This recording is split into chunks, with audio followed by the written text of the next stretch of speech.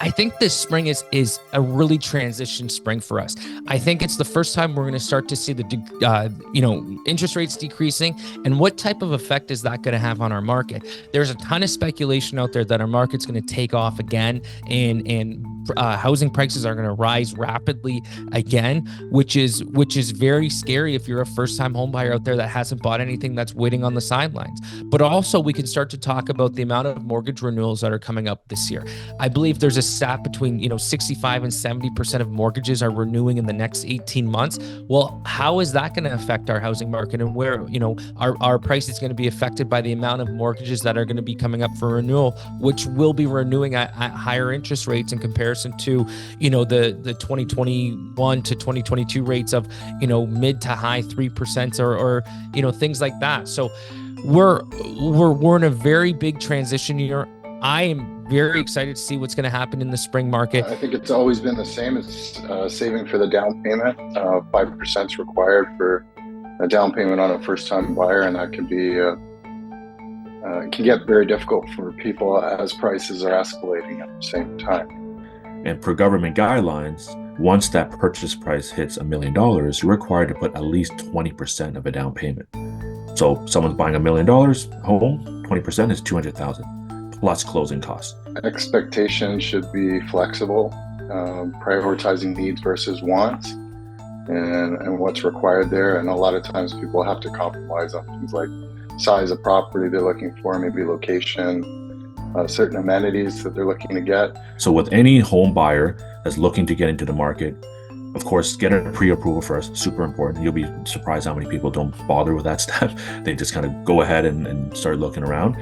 But speak with a mortgage broker or a mortgage advisor of the bank, get pre-approved, and also ask them, the mortgage specialist, to assume a higher stress test rate, right? Not what the current rates are.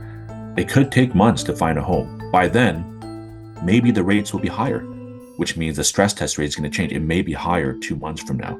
And that's going to completely skew the numbers that you were given, say, 2 months ago. So let's say if a mortgage broker uses a stress test rate of 7% now, and okay, you're great, you can qualify for $500,000. 3 months later, you find a home, but rate went up by 0.5%. Now the stress test rate is 7.5. You may not be able to get to 500. It might be 480, 470, really depends. But that's not insignificant. So now the customer is like, okay, well, where am I going to get that extra 20,000? Why we've been looking around for a $700,000 house when we should have been looking for like 670 or 680 or whatever it is, right? First-time homebuyers should expect a stressful experience. It's always been stressful the last 10, 20 years. Making that first purchase that's several $100,000 to over $1 million, depending on your market, it's often a very intense experience for everyone.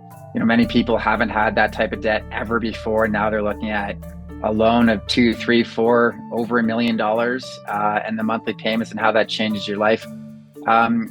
And you're forced to make these decisions very quickly. Right now, there's been a lot of people who sat on the sidelines last year, who, now that it looks like things are a little bit better, looks like rates might come down, that's brought the demand from first-time home buyers back. And so, like, unfortunately, we're now used to in this country, there's more demand than there is supply, especially at the most affordable price points in each city. So depending on which market you're in, those more affordable homes, those entry-level homes that a first-time home buyer might be able to get into within their budget, expect a bunch of other people in that exact same boat and a lot of competition for that house. And after they've signed paperwork, I've heard of instances where people have decided to make big purchases, like go out and buy a car, and that can actually impact your whether or not you qualify for the mortgage that you've already qualified for, because you borrowed more cash. Social media has probably contributed to a lot of unrealistic expectations of what someone can get for what they can afford. The fastest way you can get into owning your first house is the fastest way you're going to get to your dream house. And I always say that. So sometimes you might have to go, into an area that you don't desire as much for a little bit more affordable option. Sometimes you might have to go into a smaller, condo or a smaller house just to be able to get into the market. But once you're in the market, you start to build that appreciation growth. You build that financial discipline because you have a monthly mortgage payment coming out, and you start to build your overall, net worth and net value. And the sooner you can do that is the sooner that you can move up in the housing market, but you just got to jump in. I often get asked the same question of, how are our kids going to afford to buy?